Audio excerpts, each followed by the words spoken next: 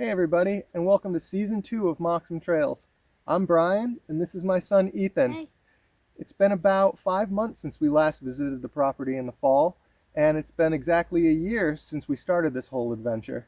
So we're back here to have some more fun and to add to the property.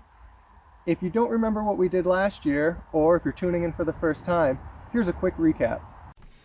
Last spring we purchased this 18-acre plot of land in the Adirondacks. There are no structures, no well, and the only entrance was this old overgrown driveway left by loggers over 10 years ago. Our first few visits were spent removing the pine saplings from the area we call the clearing and the driveway. We explored the property and found a seasonal stream with its own small waterfall, a marshy area we call Fern Gully, and lots of interesting vegetation like these reishi mushrooms and wild berries. We planted a camera trap and discovered that we share the property with several deer and this black bear that we named Ditka. We spent most of the summer working on mountain bike trails, starting with this downhill trail named B&B. Then we added a beginner trail for Ethan and his friends called Multiple Choice. Then finally we made a climbing trail called Upchuck, which connects with B&B, creating a loop. We took down some trees to enhance the view of Moxham Point, added a bonfire pit, and a picnic table.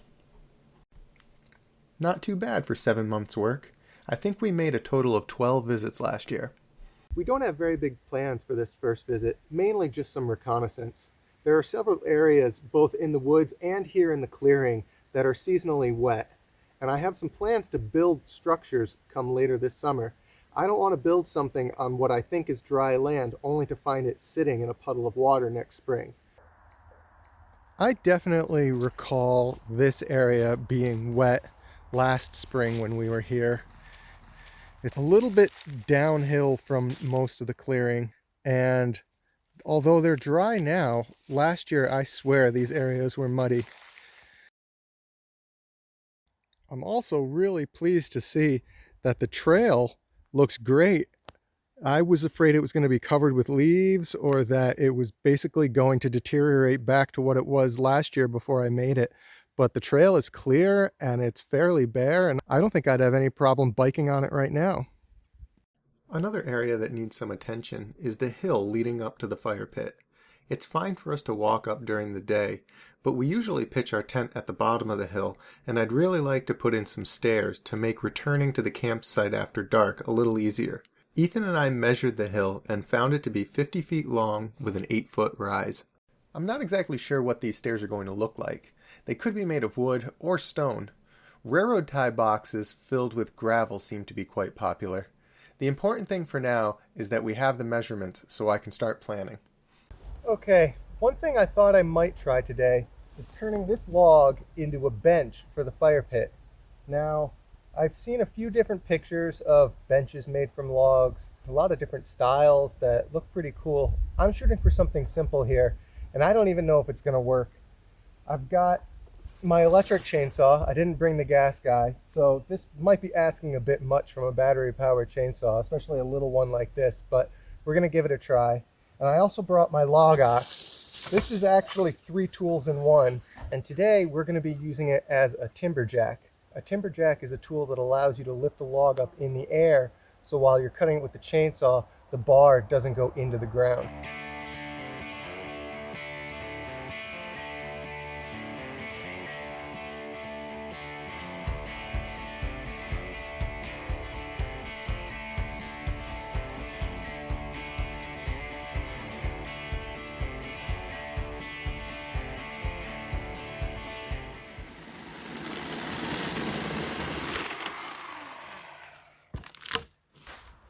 So the idea is that these are going to be the legs, and the rest of this is going to sit on top. We also have to peel the bark off of these.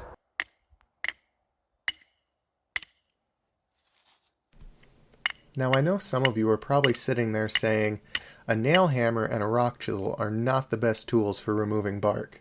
Neither is a hunting knife. I should be using a draw shave, which is specifically made for this job, and I have one too, but I completely forgot to pack it when I was getting ready for this trip, so we're doing the best with what we have.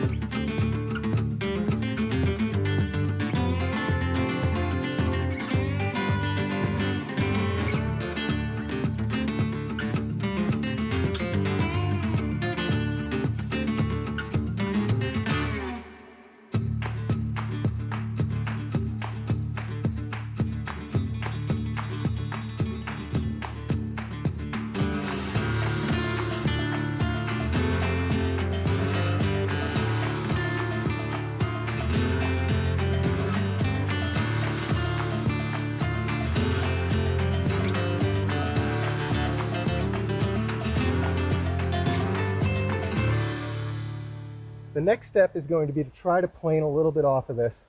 I'm not going to try to cut the entire thing in half, but I think if I put some cuts in this to chop it up and then run the chainsaw along the edge, we can get a nice flat top.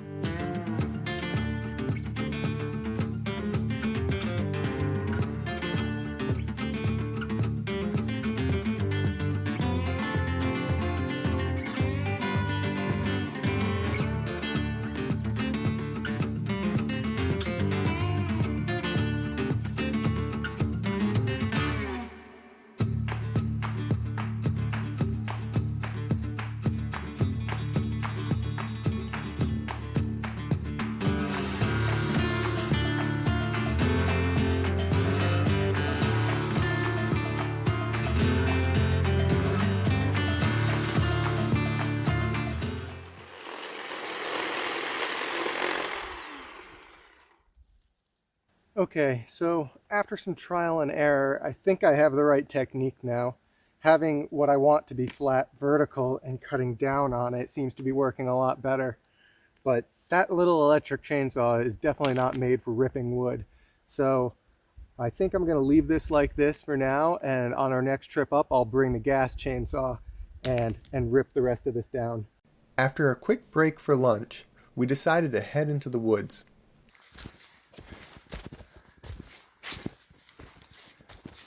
We're coming up on Fern Gully.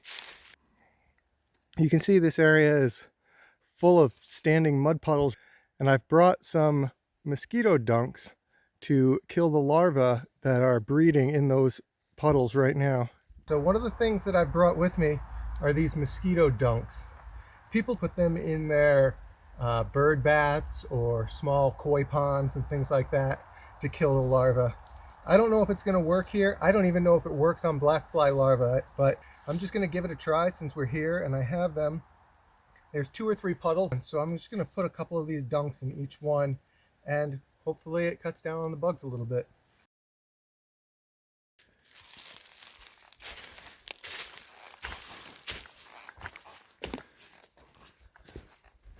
Okay, we've come to a spot on the trail that has developed quite a reputation.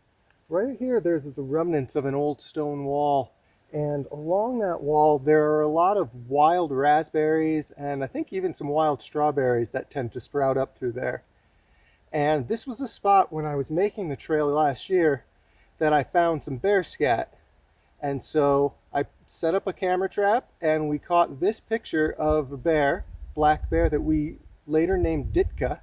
So I thought it might be a good place to set the camera trap again and see if we can capture him again, or see if there's more than one, and just see what we find.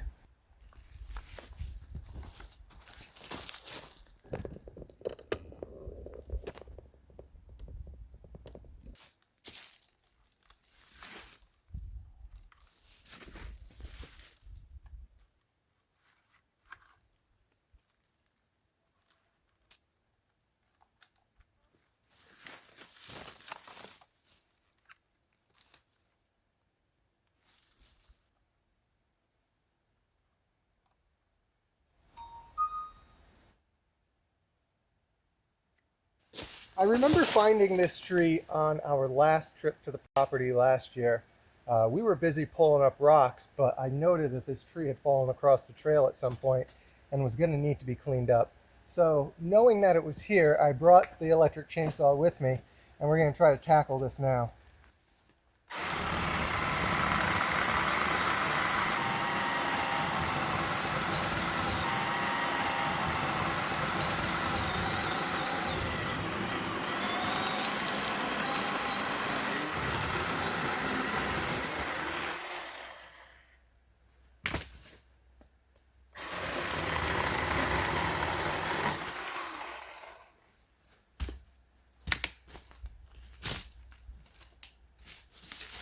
Watch out. Watch out.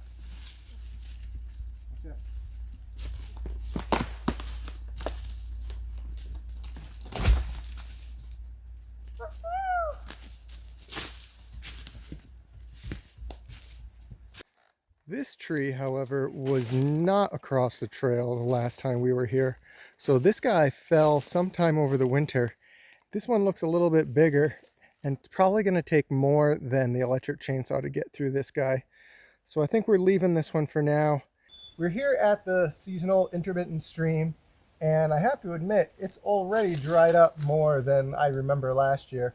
This was all flowing water, and it was pretty impressive. In fact, right here is the spot where Ethan got his boot stuck, and we had a little trouble getting him out of the mud. I don't know if it was just a wetter spring last year than normal, or maybe this is a drier spring than normal, but at this time last year, this was a lot more impressive. Hi everybody, it's Ethan, and I'm going to be telling you a little bit about this stream. At the top of the property, it was just wet mud, but here it's flowing with some mud on the sides. Farther down, the stream gets more rocky, and the water is flowing a little bit faster.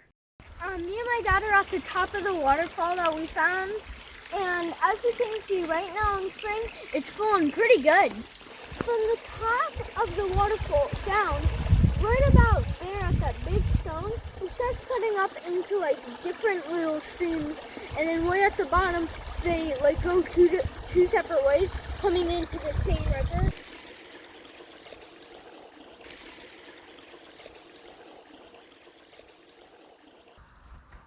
I want to take a moment to thank everyone who made a contribution to the Moxham Trail's effort over the last few months. Ethan and I received a ton of great stuff that we'll be using this season and into the future. There's way too much stuff for me to list all right now, but rest assured that everything we've received will get used at some point, and when it does, we'll be sure to thank the donors at that time. For today, I'd like to thank Sarge and Cheryl for donating this power supply. I brought it up in case the batteries for the electric chainsaw needed charging, but I actually found myself using it to charge my phone as it died while Ethan and I were in the woods. So this is a very handy thing to have, and I'm sure that I'll be using it a bunch. Thank you, Sarge and Cheryl. Well, I think that about does it for this visit. I think we accomplished quite a bit. We got started on the wooden bench for the fire pit. We scoped out the area, and I think I have a plan for where we're going to build some structures later this year. And we surveyed the surrounding property. Other than that, we just had a good time, and I think we're ready to go home. Thanks for watching. Bye. Bye.